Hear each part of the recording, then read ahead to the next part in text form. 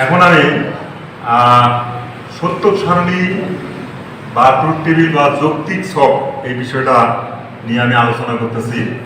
দেখো, যৌক্তিক ছক, সত্যক সারণী বা ট্রুথ টেবিল কথাটার মধ্যে যদিও একটু পার্থক্য আছে, যে আসলে এই যৌক্তিক ছক বলতে লজিক্যাল টেবিল, হ্যাঁ, এই কথা বলা যেতে পারে, কিন্তু এখানে লেখা আছে ট্রুথ টেবিল। তবে একটু এইখানে একটু অবশ্য দুই ধরনের ছক দেখে সেটাকে স্পষ্ট করা যেতে পারে যে টেবিলটা আসলে কোনো কিছু সত্যতা প্রমাণের জন্য ব্যবহার হবে সেটা হবে ট্রুথ টেবিল। আর যে টেবিলটা শুধুমাত্র কোনো চলকের যদি যে মিন টার্ম করলে হবে, সেটা যে যৌক্তিক অবস্থান যদি আসে সেটা হবে যৌক্তিক ছক। যেমন এটা আমরা একটা যৌক্তিক ছক, এটা কোনো কিছু প্রমাণ করার জন্য না, সেই জন্য এটা একটা যৌক্তিক ছক। হ্যাঁ, তো এখন তাহলে সত্যক সারণী বা ট্রুথ টেবিল কাকে বলা হয়?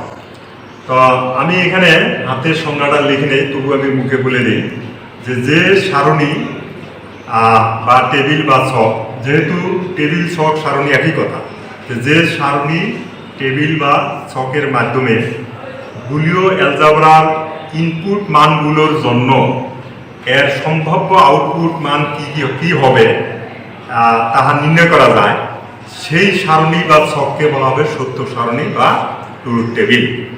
তা সত্যক সারণী বা ট্রুথ টেবিলের আরও সংজ্ঞা দেওয়া যেতে পারে। যেমন সত্যক সারণী বা ট্রুথ টেবিলের সাহায্যে আমরা যদি কোনো সার্কিটের ইনপুট এবং আউটপুট অবস্থা প্রদর্শন করি, সেই সার্কিটের ইনপুট কত থাকলে আউটপুট কি হবে সেটা এখন থেকে বোঝা যায়। সুতরাং সার্কিটের ইনপুট আউটপুট অবস্থা পরিদর্শনের জন্য বা বোঝার জন্য বা অবস্থান দেখানোর জন্য যে সারণী বা ছক বা যে টেবিল ব্যবহার হয় সেটাকেও সত্যক সারণী বলা যায়। তো সুপ্রিয় শিক্ষার্থী, আশা করি তোমরা সত্যক সারণী বা ট্রুথ টেবিল বা যৌক্তিক ছক সম্পর্কে বুঝতে পারছো। তো আমি এখন একটা এক্সপ্রেশন আছে, যে এক্সপ্রেশনের মাধ্যমে যে এক্সপ্রেশনটা বুলিয়ন অ্যালজাবরার সাহায্যেও প্রমাণ করা যায় বা বুলিয় উপপাদ্য প্রয়োগ করে প্রমাণ করা যায়, এবং সেটাকে ট্রুথ টেবিল বা সত্যক সারণীর সাহায্যেও প্রমাণ করা যায়। এখন তোমাদেরকে আমি সেই ট্রুথ টেবিল বা সত্যক সারণীতে সেই প্রমাণে আমি নিয়ে যাব সকলকে। যে সার্কিটের ইনপুট আউটপুট অবস্থা প্রদর্শনের জন্য যে সারণী বা টেবিল বা যে ছক ব্যবহার করা হয় ওটিকে বলা হয় সত্যক সারণী। কি বলছি? যে সার্কিটের ইনপুট আউটপুট অবস্থা প্রদর্শনের জন্য যে ছক, সারণী বা যে টেবিল ব্যবহার করা হয় সেটি হলো সত্যক সারণী। এখন এই সত্যক সারণীর মাধ্যমে সার্কিটের ইনপুট আউটপুট অবস্থা অথবা বুলিয়া, এই যে বুলের যে বুলিয়ান অ্যালজাবরা বললাম, সেই বুলিয় অ্যালজাবরা মানে বুলিয় এক্সপ্রেশন, সেই বুলিয় এক্সপ্রেশনে প্রমাণ করা যায়। যে বুলিয় এক্সপ্রেশন একটা ইকুয়েশন দিয়ে দিছে যে এটা কি সত্য, তাহলে সত্যক সারণীর সাহায্যে যদি প্রমাণ করা যায় তাহলে তো এটাই সত্যক সারণী হলো, এটা টেবিলের সাহায্যে, তাই না? টেবিল বা ছকের সাহায্যে যখন আমরা এটা প্রমাণ করব তখন প্রমাণ হবে যে হ্যাঁ, এই সত্যক সারণী দ্বারা কোনো একটা নির্দিষ্ট কার্য সমাধান করা যায়, কোনো কিছু সত্য বলে প্রমাণ করা যায়। আচ্ছা, এমনি আমরা একটা বুলিয়ান এক্সপ্রেশন নিয়ে নিই। ধরো এইরকম একটা বুলিয়ান এক্সপ্রেশন নিলাম, যে এ প্লাস কত এ বি সমান প্রমাণ করো যে এটা হলো এ। হ্যাঁ, এ প্লাস এ বি সমান এ, এটা একটা বুলিয়ান এক্সপ্রেশন বা বুলিয় সমস্যা। এটা সত্য সারণীর সাহায্যেও প্রমাণ করা যাবে, আবার বুলিয় উপপাদ্য দ্বারাও প্রমাণ করা যাবে, অর্থাৎ বুলিয় সূত্রের দ্বারাও প্রমাণ করা যাবে। তা আমরা প্রথমে এটাকে বুলিয় সূত্রের মাধ্যমে প্রমাণ করি, তারপরে সত্যক সারণী দ্বারা প্রমাণ করি, দেখি হয় কিনা। তাহলে বুলিয় এক্সপ্রেশন, বুলিয় উপপাদ্য দ্বারা যেটা প্রমাণ করা যাবে, সত্যক সারণী দ্বারাও সেটা প্রমাণ করা যাবে। সেটা আমরা দেখি। যেমন এই যে একটা এক্সপ্রেশন, এটা হলো লেফট হ্যান্ড সাইড এবং রাইট, অর্থাৎ বাম পক্ষ ডাইন পক্ষ আছে। দেখা যাচ্ছে যে অনেকগুলো এ প্লাস এ বি সমান কত এ, এটা আমরা বাম পক্ষটা নিব, কারণ ডাইন পক্ষ বাম পক্ষ যদি আমরা এ আনতে পারি ক্যালকুলেশন করে, তাহলে তো আমাদের প্রমাণ হয়ে গেল নাকি। তাহলে বুলিয়ান যাওয়ার সাহায্যে যেটা, অর্থাৎ সেটাকে কাজে লাগে আমরা লিখতেছি লেফট হ্যান্ড সাইড সমান কত আছে এ প্লাস এ বি, এটা আছে, তাই না? আমরা এখানে এ কমন নিই, এ কমন নিলাম, থাকলো 1 প্লাস কত বি। এটা সাধারণ নিয়ম, বীজগণিতে যে সাধারণ উৎপাদক বিশ্লেষণ করছো সেখানে কমন নিছো সেই রকমই। আচ্ছা, এখন আমরা যেহেতু বুলিয় উপপাদ্যে যে জিনিসটা যে 1 প্লাস বি সমান হলো আসলে 1, এটা আমরা এখানে কিছু সূত্র আছে, যে সূত্রগুলো বইতে আছে এবং তোমরা অধ্যয়ন করে জানতে পারবা।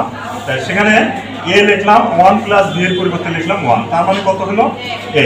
দেখো লেফট হ্যান্ড সাইডটা কার সমান হয়েছে, রাইট হ্যান্ড সাইডের সমান হয়েছে। তার মানে এর বুলিয়ান এক্সপ্রেশনের সাহায্যে আমরা প্রমাণ করলাম।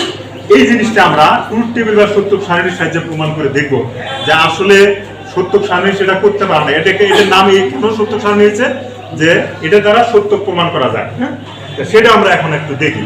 তাহলে আমরা এমন একটা সারণী বা ছক তৈরি করি যে ছকটার মাধ্যমে আসলে এই সূত্রটাই প্রমাণ হবে। দেখো এখানে চলক আছে দুইটা, এ এবং বি, এবং এখানে যে এ বি একটা ভিন টার্ম আছে, এটা হলো তার একটা পরিবর্তিত রূপ, যে দুইটা চলকের গুণন বলে একটা টার্ম আছে, এই টার্মগুলো আমরা সব নিব। এখন আমরা যদি একটা ছক তৈরি করি এরকম যে এ বি, হ্যাঁ, তারপরে হলো এ বি একটা নিলাম, তারপরে এ বি একটা টার্ম নিলাম, এইখানে যে টার্মগুলো আছে আমরা সব দেবো। তারপরে আরেকটা টার্ম নিলাম আমরা এখানে একটু বড় করে, আচ্ছা দিয়ে দিই, এ প্লাস এডি, এই টার্মটা এখানে নিলাম। হ্যাঁ, এটা একটা ছক আছে। এইভাবে দুটা একাত্র করে নিছি, যে এই একটা ছক আঁকলাম, এই এই যে ছকটা এইভাবে এখানে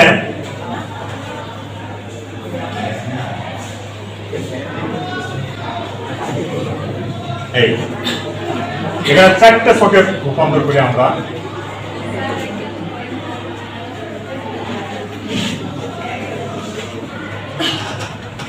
আচ্ছা এখন খেয়াল করো, এই যে এই বীজ আছে এই ঘরে আমরা যেহেতু দুইটা চলক, তাহলে দুইটা চলকের জন্য দুইটা বিটে অর্থাৎ চারটের সংখ্যা হয়, যেখানে আমরা নিলাম 0 0 0 1 1 0 আর 1 1। আমরা আসলে 0 থেকে 3 পর্যন্ত বাইনারি সংখ্যাগুলো এখানে সেট করছি। এখন দেখো এবি মানে কি, এটা গুণন না, a ইন্টু বি, তাহলে a ইন্টু বি 0 ইন্টু 0 কত হবে 0, 0 ইন্টু 1 হবে 0, 1 ইন্টু 0 মানে 0, আর 1 ইন্টু 1 মানে 1, 1 ইন্টু 1 মানে 1। এখন ডান পাশের ছকটা আমরা পূরণ করি। দেখো a plus AB, a plus AB, এর মান 0, এবির মান 0, 0 প্লাস 0 সমান কত হবে 0 হবে। আচ্ছা 0 লিখলাম।